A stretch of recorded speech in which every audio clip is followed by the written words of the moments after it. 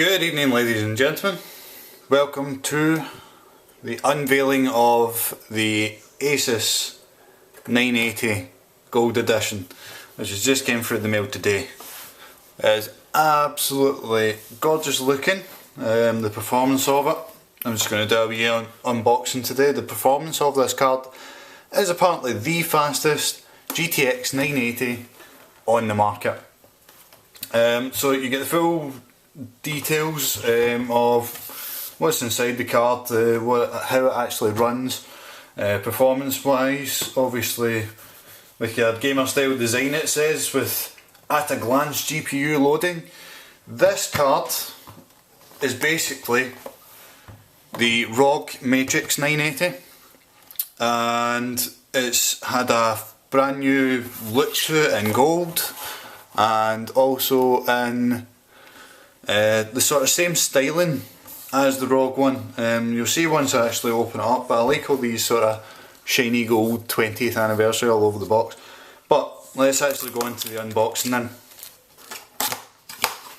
So as we open this up, I've been looking at graphics cards for quite a while, and probably the one that I've been wanting the most is the Sapphire R9 290X VaporX, which was an incredibly powerful card for AMD or ATI at the time. But Jesus Christ, I just decided, let's put that down there, just decided to go for Nvidia after borrowing my mate's 560.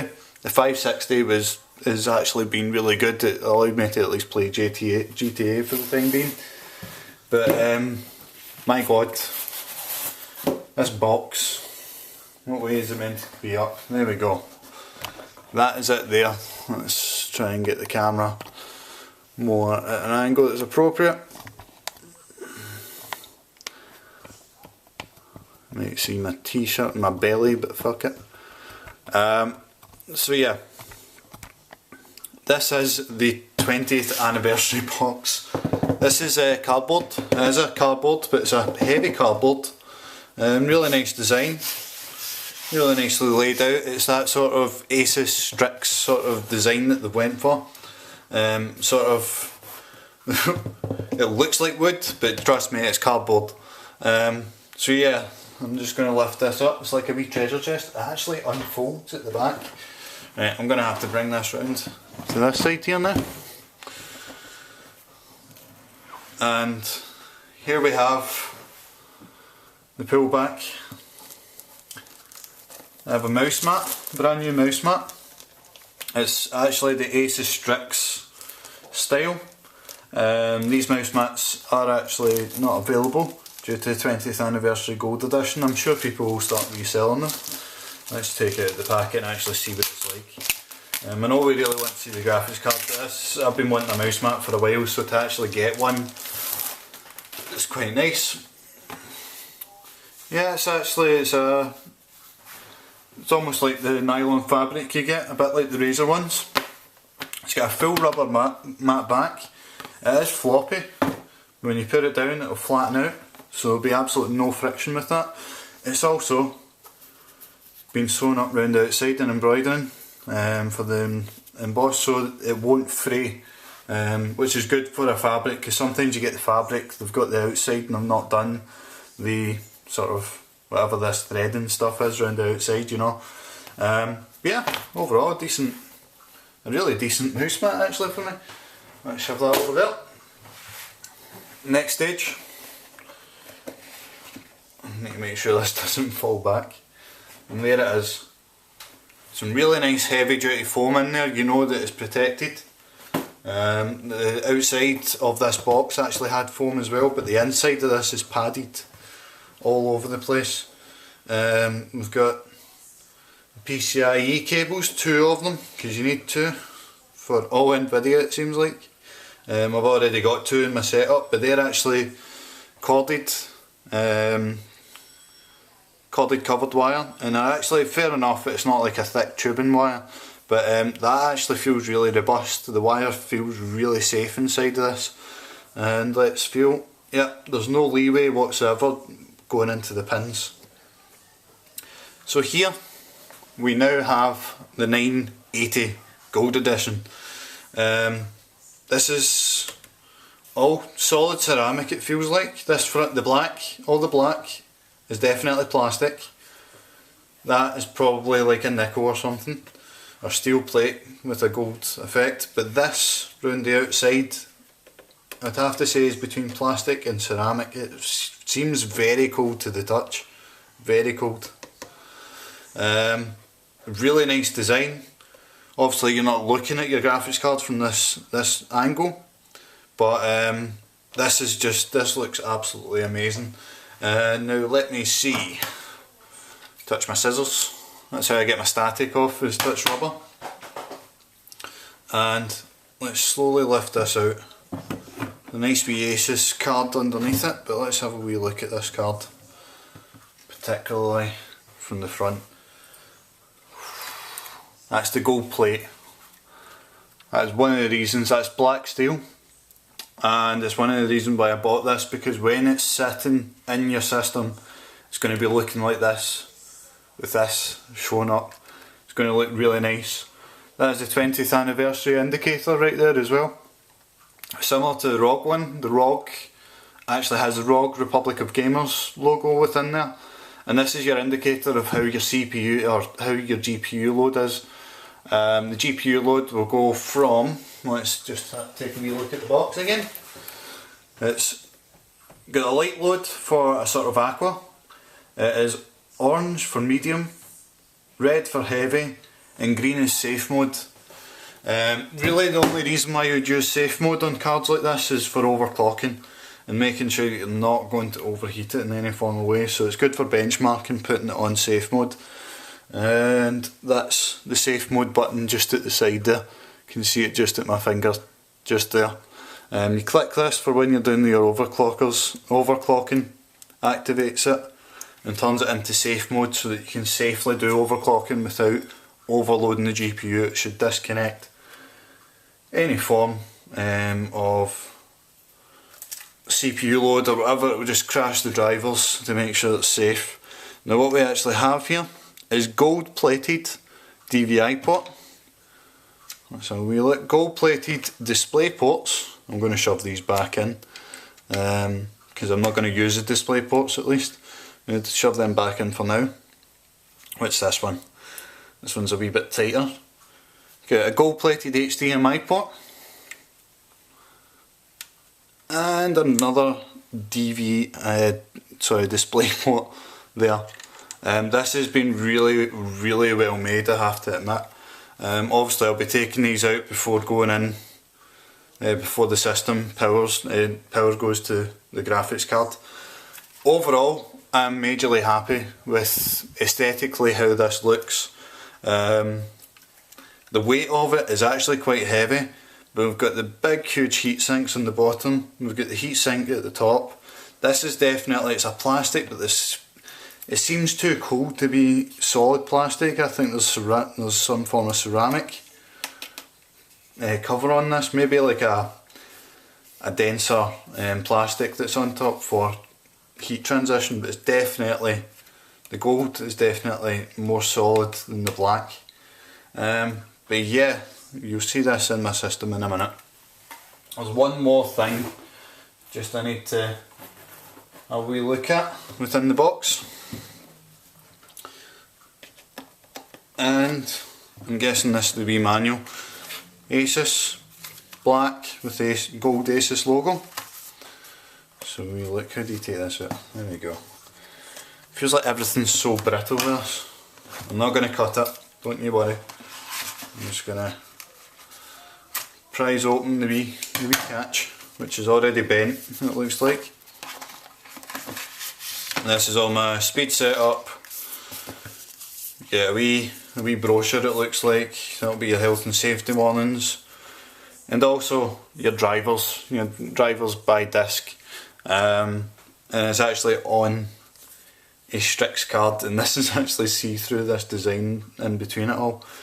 So this is a special driver disc for this card to match this card, so this will be getting kept safe within this envelope at all times. I've got to do a fresh install today obviously on this system, but it just tells you the wee book, the 20th anniversary. It unfolds the years of ASUS for 20 years. There's nothing on the back, it's just this sort of calendar style, side-scrolling calendar, telling you what their first ever motherboard was, what the first ever graphics card was, external graphics cards, was a hardware overclocking interface, so that's your front panel control, the overclocking control. What was this? First ROG graphics card was in 2008, and let's move a wee bit forward. Established the industry. The first direct CU GPU contact was in 2010. I've actually got a 6770 with direct CU on it, and it was direct CU 2. That obviously was issued roughly about that time that I had that graphics card, so it was really popular to have them. The ROG cards used to be solid plastic, a solid unit as such. Now pretty much every card shows up to have fans, even right down to the ROG Poseidon, which is a water coolant, a special water coolant one. I don't know much about the other ROGs, especially this, that basically you can hook up liquid cooling directly to the top of where the heat sinks are, and it was the best performance you could get within graphics card performance before the oil based liquid coolant units over a graphics card came out. And establishing for Strix, and as we know, Strix is that can basically go full 80 degrees, 82 degrees I think, before the fans need to properly kick in. It's an impressive card, and I was thinking about getting this, but it was still cheaper. It wasn't the performance that I was looking for, so hence why I went for this. But what's this? The first ROG Matrix with memory defroster. That's what this has as well. So if you want to overclock, extreme overclock this, you can do with liquid nitrogen, and it has its own defrosting peripheral within the graphics card itself. As we see here, 2015, I didn't know about these, but there's the Turbo 970 and the Turbo 960. An innovative, modern dual blower design on a GTX 900 series graphics card with superior SLI configuration. I'm basing this, the Turbo 970 and the Turbo 960, probably as a test benchmark before a Titan came on the market. So ASUS really outdo themselves every time when it comes to design, and they've came a long way, especially now that we're in 2015. They started in 1996, you know, this is the last year for 20th anniversary, so I am incredibly proud to own this, and I'm going to do a couple of benchmarks. I need to completely redo my computer, completely reformat it, put on a new operating system again.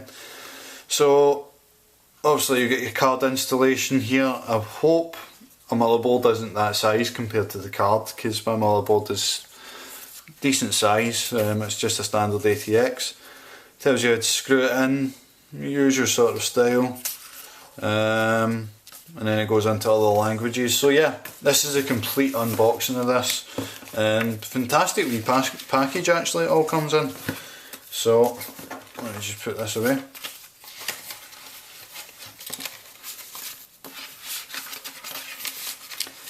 And there we go. Need to make sure all this stuff is safe, don't lose it. And this box will be getting kept for a long time, I can assure you. It'll be going back into the actual display box. So, is there anything else in here? No, it's all solid form. Let's put that down, put it to one side. So this card, completely happy with it. First ever unboxing that I've actually done for anything like this. It's really smart, it's really cool, and it's going to look amazing with my SABERTOOTH 990FX.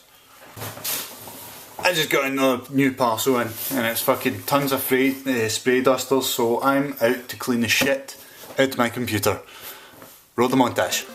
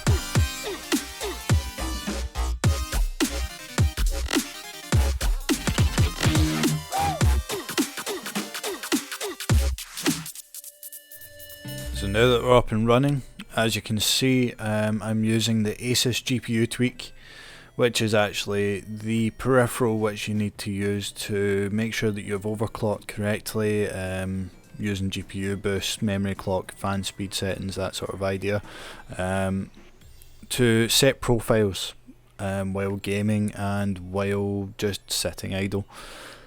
This is on standard just now, and it comes with its own monitoring tool. And just now the temperature is 54 degrees. It normally sits about 56. If I'm on Firefox, goes up to 58 maybe. But there you go, a maximum of 68 and a minimum of 22 has been recorded. 22 when it's actually just been switched on, and 68 while gaming. It has never ever went over 68 degrees so far, which I'm proud of, just with the way that I built the PC. But anyway, you also get a monitoring bar on GPU usage, vid usage, GPU fan duty, that sort of idea. And I've added in these. You can add more settings to this. It tells you your memory clock speed, how much memory is being used at the exact time, including power targets, power temperatures and C degrees, and the load line. The load line is 100% load is available, and that will drop obviously the more you use the GPU. So really nice overclocking tool and monitoring tool. These profiles are all set individually, so you get one is actually my boosted clock, so that actually boosts up to 1431, which is this GPU's maximum capabilities without any extra cooling involved, i.e. liquid cooling mods or anything like that. Also with external fans running into the PC, this sort of, you can make sure that this the temperature does not rise too high with this. There's also a gaming mode which sets full memory clock, full fan speed on auto. The auto actually sets it to honest to god full, and 1451 is the absolute max capabilities, like I said before. This is set to 1431 just because I can actually use this profile within playing GTA at 60 frames. We are going to go onto some benchmarking now.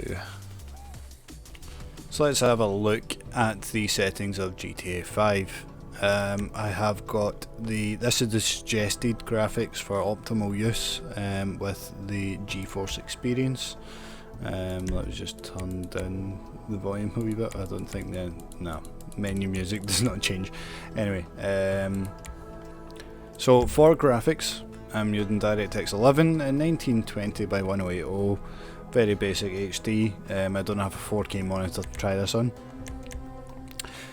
We are using, let's just try and get a hold of this, there we go, FXAA, but not using MSAA. VSync is off because you get the full amount of frames with VSync off. Population density, population variety and distance scaling is all set to full.